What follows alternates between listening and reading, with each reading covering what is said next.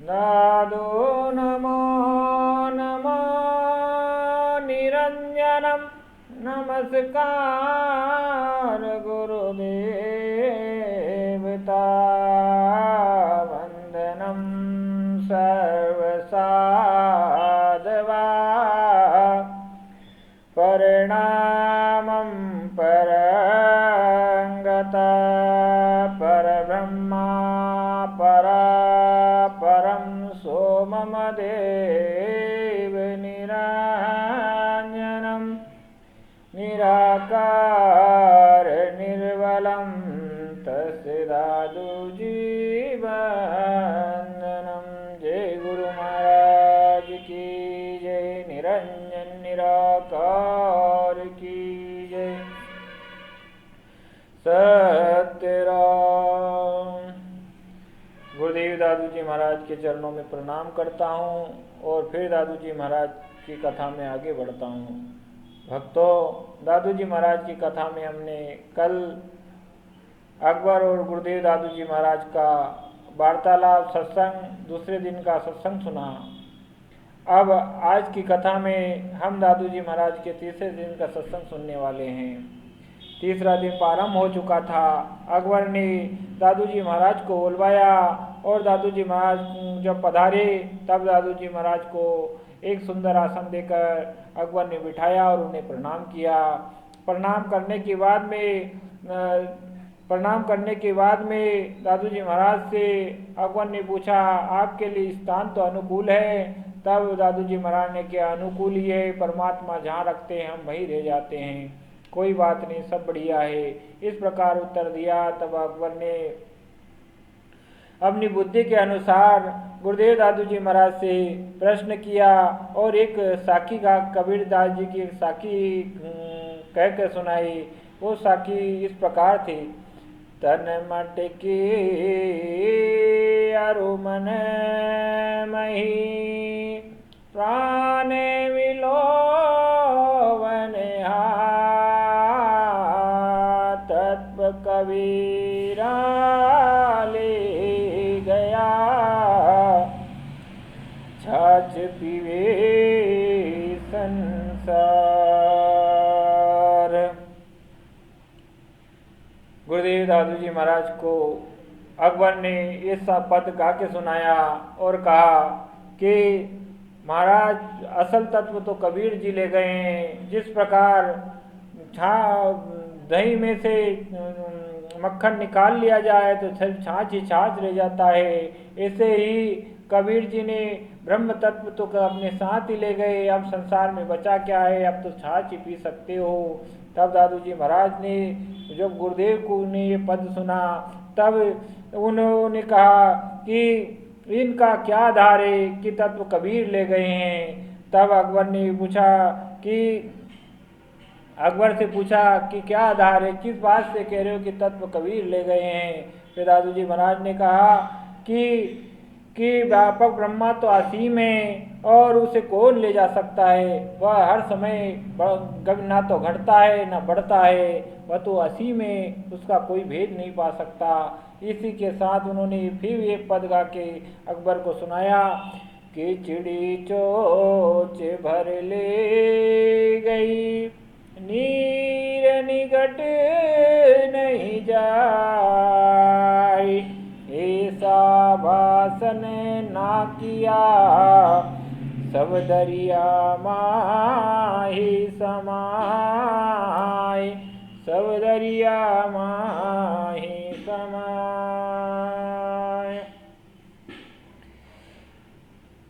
इस पद के माध्यम से गुरुदेव दादू जी महाराज अकबर को उपदेश दे रहे हैं कि जिस प्रकार चिड़िया समुद्र से एक चोट जल भर ले जाने से समुद्र खाली नहीं हो जाता, बादशाह महाराज उसी प्रकार अकबर की भक्ति से कोई ब्रह्म तत्व खत्म नहीं हो जाता। ब्रह्म वो सृष्टिकर्ता जो है वो असीम है, वो समंदर के समान है और ब्रह्म कबीर जो है चोच के समान है। उन्होंने उसका चिंतन कर के वो तृप्त हुए, अपनी क्षुधा मिटाई और वो ब्रह्मा में लीन हो गए। ब्रह्म तो जो का तो ही है, जहाँ का जहाँ ही बना है। इस और ऐसा परमात्मा ने कोई ऐसा पात्र घड़ा ही नहीं जिस पात्र में सारा समंदर समा जाए। इस प्रकार के जब शब्द सुने तब अकबर हैरत में रह गया कि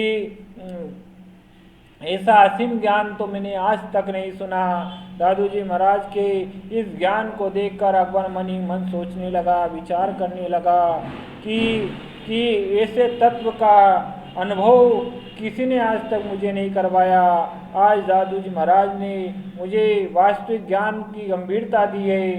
इस प्रकार दादू जी महाराज को फिर उन्होंने प्रणाम किया और दादू जी महाराज का धन्य धन्य हुआ। समाज पे बैठे सभी श्रोता भी दादू जी महाराज के उपदेश से प्रसन्न हुए। अकबर के साथ बिरबल, अब्बू फजल, तुलसी ब्राह्मण, राजा भगवान दास, ऐसे कई श्रोतागण माँ दादू जी महाराज के सत्संग के लिए बैठे थे और सभा पूरी भरी हुई थी। दादू जी महाराज के इस प्रकार उत्तर सुनकर अकबर बहुत प्रसन्न हुआ और अकबर ने फिर गुरुदेव दादू जी महाराज से कहा कि प्रभु आप, मैंने सुना है कि आप भिक्षा मांग कर ही अन्न पाते हो, तो आज के बाद आप भिक्षा ना मांगे, आप हमारा ही अन्न खाए, बिरबल आपके लिए भोजन की व्यवस्था कर देगा। तब गुरुदेव दादू जी महाराज ने उत्तर दिया कि राजन, आप हमारी भोजन की चिंता ना करें, हम राजसी अन्न नहीं खाते। राजसी अन्न खाने से राजस्व हो जाता है और हमें भक्ति के लिए सात्विक अन्न की आवश्यकता होती है और सात्विक अन्न संतों ने खाना चाहिए। तो हमारे भोजन की आप चिंता ना करें, भिक्षान लेके ही भिक्षा लेके ही हमारी पूर्ति हो जाएगी और हम उससे ही पालेंगे। तब अकबर को ये बात बुरी लगी।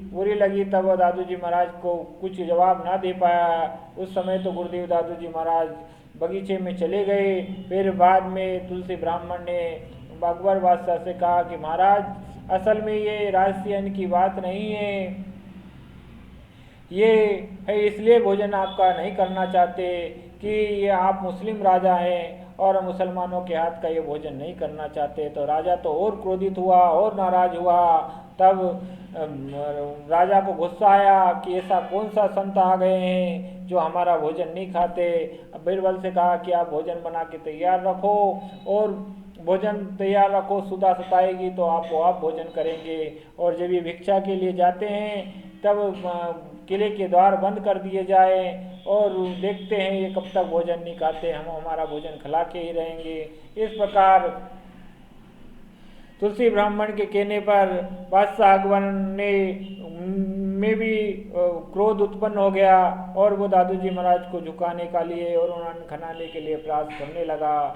इस प्रकार तीसरे दिन की कथा आप सभी के सामने समाप्त होती है। चौथे दिन की कथा में क्या होता है देखते हैं। क्या गुरुदेव दादू जी महाराज को अकबर भोजन करा पाया या और कोई नया रास्ता निकाल के गुरुदेव दादू जी महाराज ने चमत्कार दिखाए, ये कथा अगली कथा में आने वाला है। चौथे दिन के सत्संग में क्या होगा वो आपको मिलने वाला है। इसी के साथ अपनी वाणी को हम विराम देते हैं और अगली वीडियो में आपको दादू जी महाराज की अगली कथा का आपको विस्तार देंगे, आगे बढ़ाएंगे। इसी के साथ दादू राम सत्यराम, दादू दीन दयाल मेरे, खबर रखियो मेरी, हर पल याद बनी है, सुध रखियो